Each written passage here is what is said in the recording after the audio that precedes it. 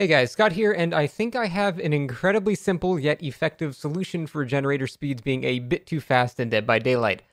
I've always been of the opinion that simply adding more time to generators is not a good idea. It is quite literally the most boring thing a survivor can do in the match. And while getting gen rush is equally unfun, making other people have less fun too is not the correct solution. Because of this, I've always seen game delay as more of a natural thing that occurs during a match, if a killer is able to do his job. The game naturally slows down very drastically once somebody gets on a hook due to a snowball effect of, well, this guy's on the hook, he's not doing a gen. The guy coming to save him's not doing a gen. Now I'm chasing a third guy, he's not doing a gen, and, stuff like that. At the core of it, the thing that makes Dead by Daylight fun is the interaction between the killer and the survivors. The more the killer can interact with the survivors, the more the game slows down, and the more survivors get to do the things that are actually fun in their role. However, as it stands right now, there's just no reason to go interact with the killer. The only thing survivors have to do when not being chased in the beginning is just do generators. This is boring and makes the killer feel kind of helpless because at that stage, while he's looking for his first down, all the survivors are rapidly completing their objective. The plan fix I have aims to force killer-survivor interaction earlier and punish survivors if they choose to not do so. Additionally, it also aims to band-aid large maps taking a long time to traverse while also giving killers with weak early game like Trapper, Hag, Myers, and Oni a bit more of a chance in the beginning. However, it also accepts that once a killer does start downing people, the game slows down drastically, and to retain a penalty to like generator speeds when the game is naturally slowing down would be unfair to survivors. All that being said, we will call this idea the trial warm-up. Similar to how the endgame collapse aims to speed things up at the end, the trial warm-up aims to slow them down at the beginning, and it does so very simply. At the beginning of the match, things are a bit different. The letterbox intro does not fade. There's an ominous heartbeat kind of drum sound effect.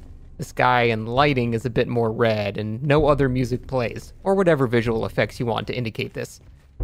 During this time, generator repair speeds are slowed down drastically. I'm talking like 50% slower or even more. This slowdown, along with all visual effects and all of the trial warm-up, immediately ends on the following conditions. Firstly, the killer initiates a chase.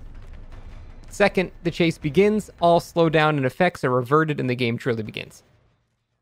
To prevent cheesing chase mechanics, if a survivor loses a health state or is simply in striking distance of a killer, the warm-up also ends as well. And that's it. I think that's all that's actually needed to slow games down, because games kind of slow themselves down once the killer begins interacting with survivors. This simple mechanic fixes so many things, and it even fits into the game's lore. First, it gives killers, like I said before, Trapper, Hag, even like Demogorgon, a chance to set up their powers. It also addresses maps that are far too big by equalizing them with smaller maps, as the game doesn't truly begin until a killer initiates a chase, regardless of the size of the map. It emboldens survivors to want to seek out the killer for the sake of their teammates, which enables the fun gameplay of actually playing like a multiplayer game. The first survivor to be chased would receive a new scoring event called Chosen and would gain some extra blood points for the first one being chased. I think a simple change like this is really all the game needs. There are still obviously maps that need addressing because, all the early game delay in the world doesn't change the fact that some maps just spawn truly busted setups, but I think this is a far more fun and effective way of slowing the game down instead of adding other objectives or adding more base time to generators. Now, when making ideas like these, I try to think of counter-arguments beforehand and address them. For example, you might say that teams could still just have their best looper run at the killer and still run him around, largely negating the mechanic entirely.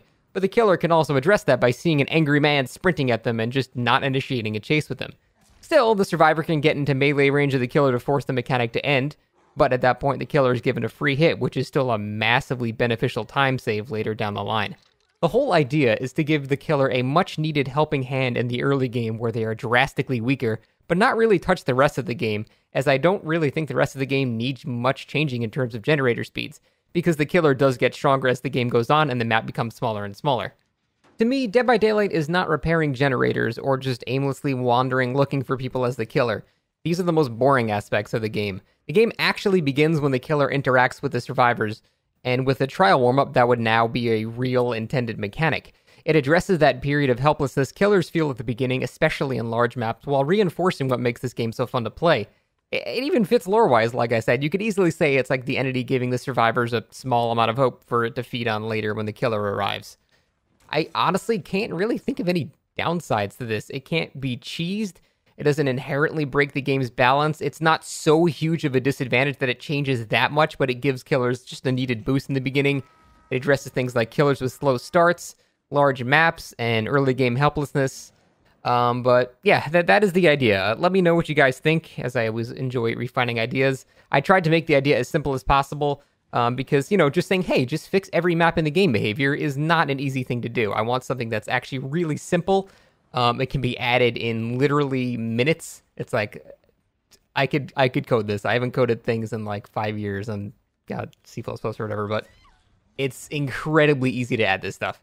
So I tried to make it as simple as possible while still focusing on what makes the game fun, while not really making the game more unfun for either side. Anyway, that is it, guys. Hope you enjoyed my idea. Let me know what you guys think, and see you next time.